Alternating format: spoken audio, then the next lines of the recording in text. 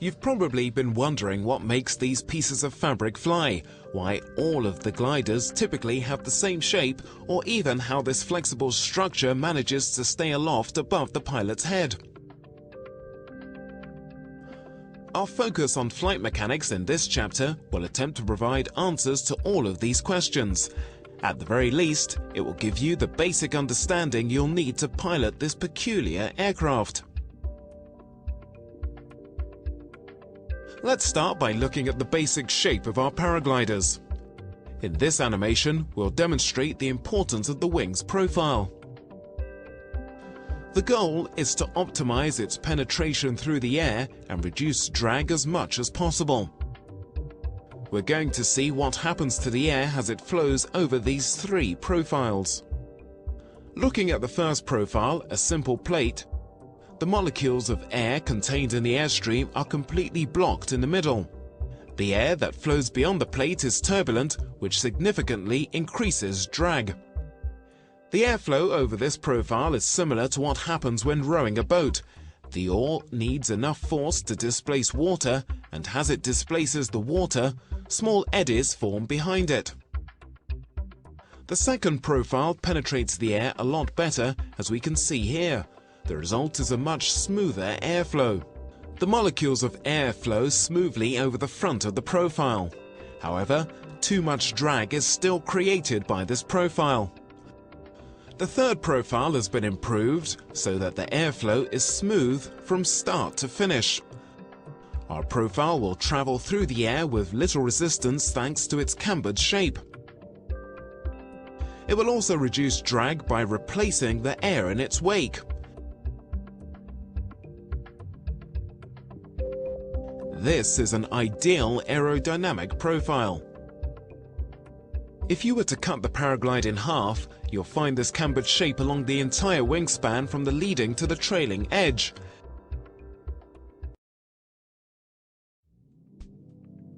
This is how manufacturers optimize the wing's penetration and movement through the air. But this doesn't explain what makes a paraglider fly. Let's move on to a phenomenon that you've probably already heard of: lift.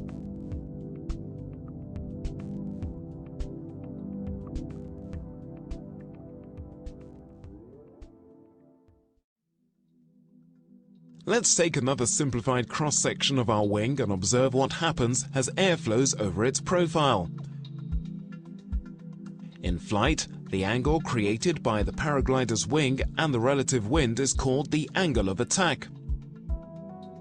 As the molecules of air come into contact with the wing, they are separated into two streams by the leading edge. The first stream flows along the upper surface of the wing, the other along its lower surface. Even though the upper surface is longer than the lower surface, experiments have shown that both air streams reach the trailing edge at the same time. There's only one way for the molecules taking the longer route along the upper surface to arrive at the same time: they have to accelerate. Thanks to a principle formulated by Swiss mathematician and physician Bernoulli in 1738, we know that as the speed of a fluid increases, its pressure decreases. In other words, the faster moving air over the upper surface of the profile creates a low pressure zone on top of the wing, which is the source of lift.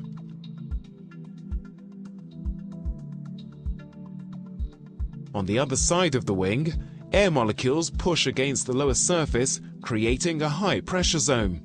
This is also a source of lift. About 3/4 of the lift results from the low pressure above the wing and 1/4 from the high pressure under it. Most of the lift occurs near the profile's leading edge. This simplified explanation of what causes lift should help you understand why our wings fly.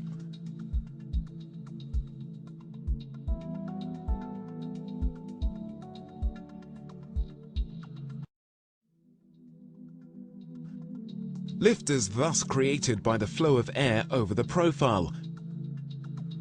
But how is this phenomenon sustained when there isn't any wind? What is the paraglider's motor? In order to answer these questions, we'll turn to the science of mechanics. This science deals with the action of forces on bodies.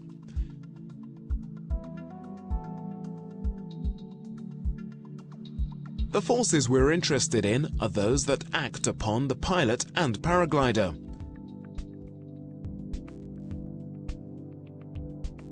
Let's start with a simplified model of the low and high pressure zones.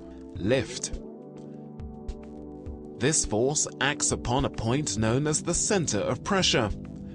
This point is merely an average of the lift forces acting upon the paraglider. When traveling through the air, the paraglider encounters resistance and creates turbulence in its wake. The force that opposes its forward movement is known as drag. Since these are the two main forces that act upon the profile, we can add them. Their sum gives us the resultant.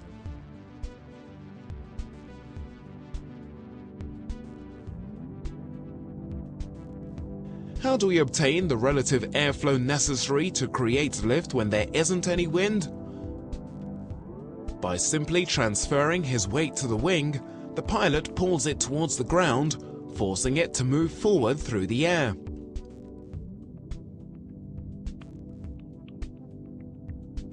This movement we call airspeed, and this creates the relative airflow required to produce lift.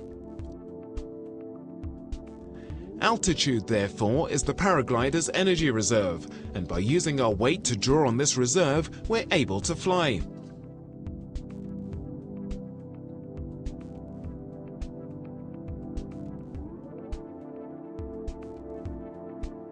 As mentioned before, the angle of attack is the angle at which the relative wind meets the profile. This angle should not be confused with the angle to the horizon, known as attitude, as it's possible to have a relatively high angle of attack with the wing at any attitude. In normal flight, the paraglider remains at a constant angle of attack and at a constant airspeed. The pilot can influence the angle of attack and thus the speed by using the brakes or speed system. The angle of attack and airspeed are very much related. If you change the angle of attack, the airspeed too will change until a new equilibrium is achieved. The angle of attack can be increased by applying the brakes evenly. This causes a corresponding decrease in airspeed. The greater the angle of attack, the more lift is produced. However, more drag is also produced. If too much brake is applied, then the smooth airflow over the profile cannot be maintained, and the airflow breaks away from the top surface. This is known as a stall. Being aware of the stall is very important when learning to fly, since inadvertent stalls are very dangerous and should be avoided. Always keep your hands high and make sure you feel good airspeed on your face whilst flying to avoid the stall. Only when making the landing flare should you use deep brake inputs. The angle of attack can be decreased using the accelerator system. As the angle decreases, drag is reduced and the speed increases. The glider continues to accelerate until a new equilibrium is found. The wing then stabilizes at this new speed and sink rate. At low angles of attack, paragliders are more prone to collapse. This is why you should not use the speed system when close to the ground or flying in turbulent air.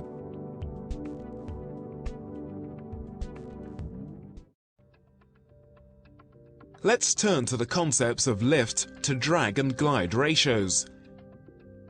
The lift to drag ratio is the angle at which the paraglider glides. These concepts will help you understand why this student barely manages to lift off from this slope.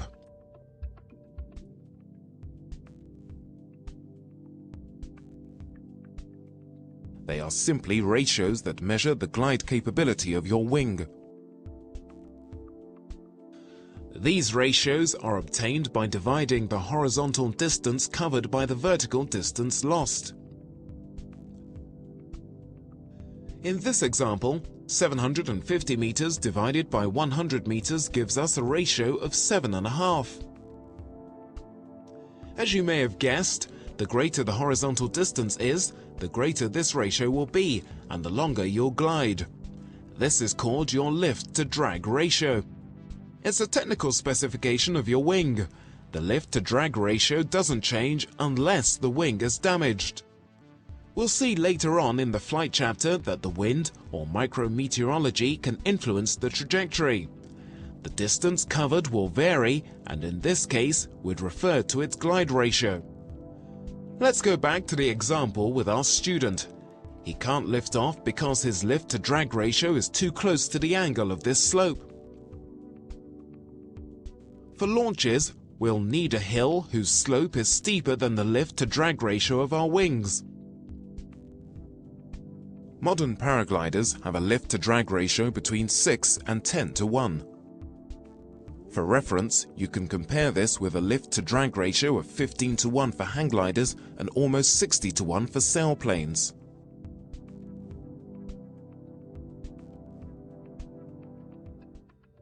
Paragliders have a large speed range, and knowing when to use these different speeds is very important. You have control of the speed with the brakes and the speed bar. This is known as speed to fly. Knowing to fly at the right speed, depending on conditions or the site, is the basis of safe and efficient piloting. Understanding different flying speeds will make you a better pilot. The correct speed and just the right timing makes it possible for this student to make a smooth landing. As a general rule, when in lift, slow down, and when in sink or headwind, speed up. This increases your efficiency and prolongs your glide performance. Flying at trim speed, your glider will achieve its best glide angle in calm air. The pilot's arms are high, with no pressure on the brake handles. At this speed, the profile isn't warped in any way and therefore creates the least amount of drag. Flying like this will allow you to cover the maximum distance. Most modern paragliders have a trim speed of around 36 or 37 kilometers per hour.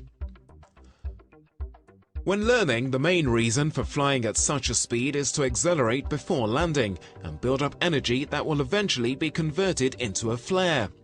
This makes a soft landing possible.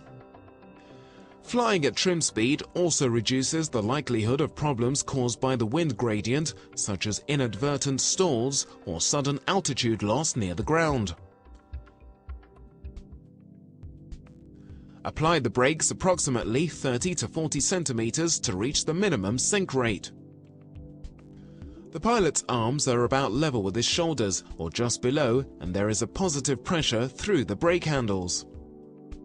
Applying pressure to the brake handles will also improve your sensitivity to the wing's movements and increases the internal pressure and angle of attack of the wing, which reduces the likelihood of collapses. Flying at min-sync increases the angle of attack and significantly increases drag, which reduces the ability to glide and consequently reduces the distance that can be covered. However, flying like this gives you the slowest vertical speed. In other words, you sink at the slowest rate. You can take advantage of this when flying in lifting air. Note also that other than the landing flare, it is never necessary to fly slower than the minimum sink rate.